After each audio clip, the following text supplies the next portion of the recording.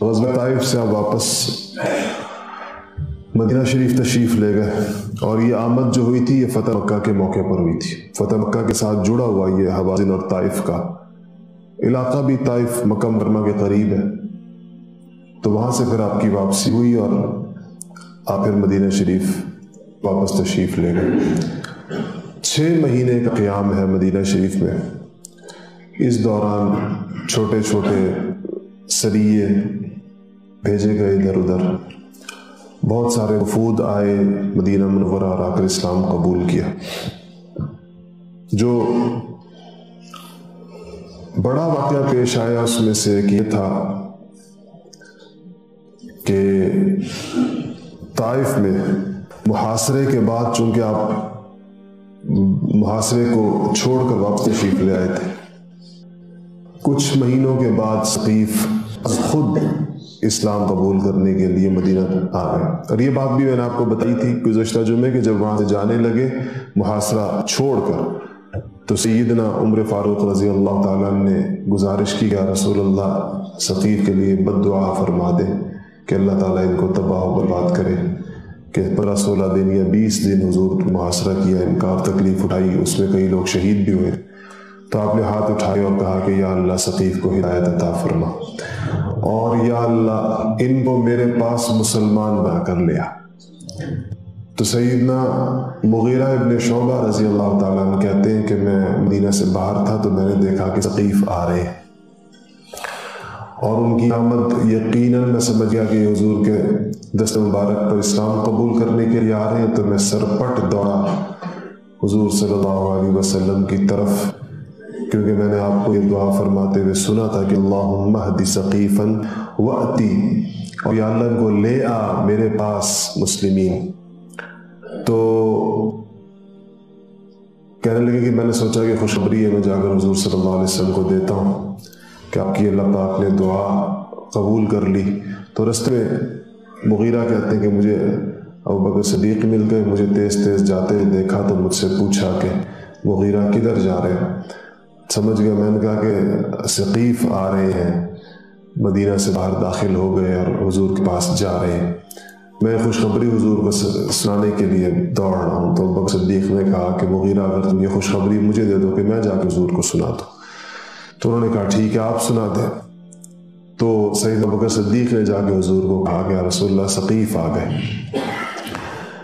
عجیب بات یہ ہے کہ ثقیف کے مختلف قبائل کی جو قیادت تھی وہ اسی عبد یعلل ابن عمر کے ہاتھ کے پاس تھی، وہ اس وفد کی قیادت کر رہے تھے، جن کے پاس طائف کے سفر میں رسول اللہ صلی اللہ علیہ وسلم سب سے پہلے تشریف لے کر گئے تھے۔ وہ 3 بھائیوں میں سے ایک، ان میں سے ایک عبد یعلل تھا، اور ان تینوں بھائیوں نے انتہائی بے مروتی اور انتہائی درستگی اور بد اخلاقی کا مظاہرہ کیا تھا۔ وہ طائف کا جو سفر ہوا تھا آپ کا مشہور زمانہ سفر جو تھا، تو یہی عبد یعلل اب آپ کے پاس امان لینے کے لیے آئے تو کہا کہ ہمیں اسلام تو ہم قبول کرنا چاہتے ہیں لیکن کچھ شرائط ہیں ہماری۔ آپ نے فرمایا کیا شرائط؟ انہوں نے کہا کہ نماز نہیں پڑھی جائے گی 5 وقت، تو نماز معاف کر دی جائے۔ آپ نے فرمایا کہ اس دین میں کیا خیر ہوگی جس میں نماز نہ ہو؟ بغیر نماز کے اسلام کیا ہوگا؟ انہوں نے کہا اچھا پھر یہ جو شراب ہے یہ تو ہماری گٹی میں پڑی ہوئی ہے، یہ تو ہم بہت استعمال ہوتی ہے ہمارے یہاں۔ طائف میں انگوروں کے باغات تھے بہت زیادہ، ویسے تو باقی عرب صحرا ہے، پورا جزیرۃ العرب، مدینہ منورہ میں باغات، لیکن طائف کے انگور تو آج بھی بہت مشہور ہیں، تو شراب بنتی تھی بہت زیادہ۔ دوسرا انہوں نے کہا کہ ہم سفر میں رہتے ہیں تو یہ زنا اور بدکاری ہماری عادت ہے، چونکہ گھروں سے باہر رہتے ہیں، تو یہ 2 چیزیں ہمیں شراب اور زنا کی اجازت دی جائے۔ نبی کریم صلی اللہ علیہ وسلم نے فرمایا کہ اللہ تعالیٰ کے حرام کردہ چیزوں کو کوئی حلال نہیں کر سکتا، یہ اللہ تعالیٰ کی طرف سے حرام کرتا۔ تو اس پر انہوں نے کہا کہ لات ہمارا بت ہے اور ہمیں اس سے بڑی عقیدت ہے، تو لات کو کچھ نہ کہا جائے، आपने फरमाया कि नहीं, बुत तो नहीं छोड़ा जाएगा। तो उन्होंने कहा कि 3 साल के लिए छोड़ दिया जाए, फिर बेशक 3 साल में हमारी कौम जरा सी आहिस्ता आहिस्ता उससे दूर हो जाएगी। आपने फरमाया नहीं, उनका 2 साल के लिए छोड़ दीजिए, क्योंकि नहीं, उनका 1 साल के लिए छोड़ दीजिए, आपके 1 साल के लिए भी नहीं छोड़ा जाएगा, लात तो भी तोड़ा जाएगा। तो इन बातों को उनकी आपने तस्लीम नहीं फरमाया। एक बात उन्होंने कही कि हम अपने जो हमारे पर जो वहाँ का सरकारी टैक्स कह लें, या जो वहाँ पर जो ज़कात वगैरह इकट्ठी होगी जब लोग इस्लाम ले आएंगे, तो वो उस पर हमारे ऊपर कोई आमिल जो है वो बाहर से ना मुकर्रर करें और हम अपने खुद ही जमा करके दे देंगे, ये बात आपने मान ली। तो जब वो लोग मुझसे, तो उन्होंने कहा कि आपस में मुज़ाकरा करने लगे कि अगर हम वापस गए अपनी कौम के पास और ये दीन ये तो कौम ने तो हमें मुज़ाकरात के लिए भेजा कि इस्लाम को ज़रा आसान करके वापस लेकर आओ, तो अगर वापस गए और ये 5 नमाजें भी लेकर जाएंगे और शराब और ज़िना की हुर्मत भी लेकर जाएंगे और लात का टूटना भी लेकर जाएंगे, ये तो हमारी कौम नहीं मानेगी। तो एक शख्स जो उनमें से था उसने कहा कि करीब खड़ा से उनकी बात सुनी, तो उन्होंने कहा कि देखो, ये जो मुहम्मद रसूलुल्लाह सल्लल्लाहु अलैहि वसल्लम के साथ जो लोग हैं, ये भी इन सारी चीज़ों के अंदर मुब्तला थे इस्लाम लाने से पहले, और बिलाखिर इन्होंने ये सब कुछ छोड़ दिया। ये सहाबा का मजमा, अगर ये लोग छोड़ सकते हैं तो हम भी छोड़ सकते हैं, हो सकता है कि हम भी इसको एक वक्त के अंदर छोड़ दें।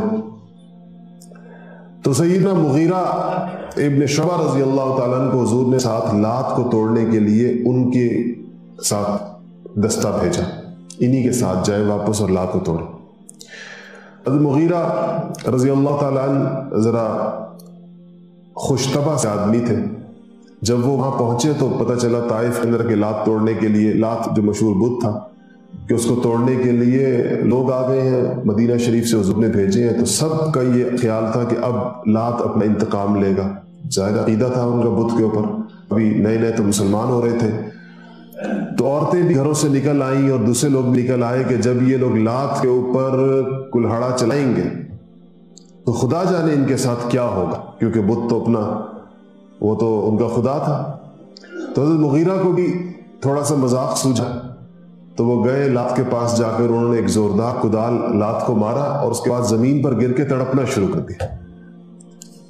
तो ये सब लोग समझे कि शायद ये वाकई लात ने रिएक्ट किया है उसके ऊपर। तो सारे एक दूसरे कहने लगे, देखा हम नहीं कहते थे कि लात जो है वो अपना इंतकाम नहीं छोड़ेगा, और अब देखो इनको क्या हो गया जिसने पैर कुदाल मारा है। तो मुगीरा थोड़ी देर तड़पते रहे वैसे ही, और उसके बाद फिर खड़े हुए और आपने उसके बाद अपने कुदाल से लात को जर्रे जर्रे कर दिया, और उस मौके पर बड़े जोरदार अशार भी पढ़े कि बहरहाल इस तरीके के साथ सकीफ आए। तो एक तरह से बहुत ज़्यादा खुले दिल के साथ नहीं आए थे, लेकिन इस्लाम कबूल कर लिया आहिस्ता आहिस्ता। वो सारी चीज़ें भी उनकी ज़िंदगी के अंदर आ गई जिससे वो डर रहे थे कि हमारे लिए ये अमल करना मुश्किल हो गया।